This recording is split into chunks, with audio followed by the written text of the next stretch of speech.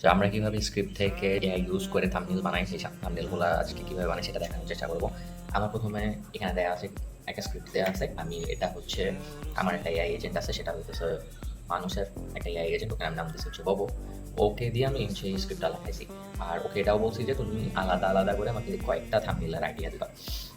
তো ও আমাকে হচ্ছে কয়েকটা থাম্বনেলের আইডিয়া এখানে লিখে দিছে। এর যেকোনো আপনার যদি স্ক্রিপ্ট থাকে আপনি যেকোনো জায়গায় পেস্ট করলে আপনি চ্যাটজিপিটিতে পেস্ট করতে পারেন। পেস্ট করে বলতে পারেন যে এইটার জন্য ও কিছু থাম্বনেলের আইডিয়া দিবে, সে ওটা আপনাকে দিবে। এখন কাহিনী হচ্ছে থাম্বনেলের আইডিয়াটা আপনি নিয়ে কী করবেন, আপনি হচ্ছে চ্যাটজিপিটিতেই যাবেন। চ্যাটজিপিটিতে যাই আমি যেটা করছি এটা হচ্ছে যে চ্যাটজিপিটিতে একটা ছবি দিছি, ওই থাম্বনেলের আইডিয়াটা পেস্ট করছি।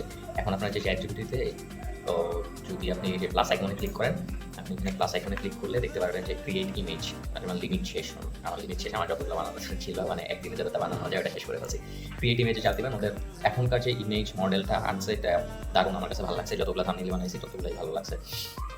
ছবি দিছি, ছবিতে স্ক্রিপ্টের মানে কি বলে ওই আইডিয়াটা পেস্ট করছি। পেস্ট করার পরে that's the result.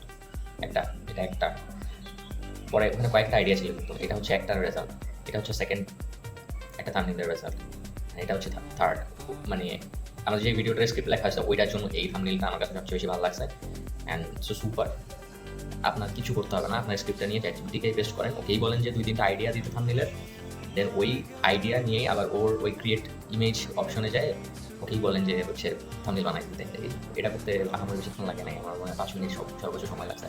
Or load নিতে যতক্ষণ সময় লাগছে আর কি, আমি কিন্তু জাস্ট কপি পেস্ট করছি। তো আপনি চাইলে আপনার বিজনেসের জন্য, আপনার হচ্ছে ভিডিওর জন্য এইভাবে থাম্বনেল জেনারেট করতে পারেন।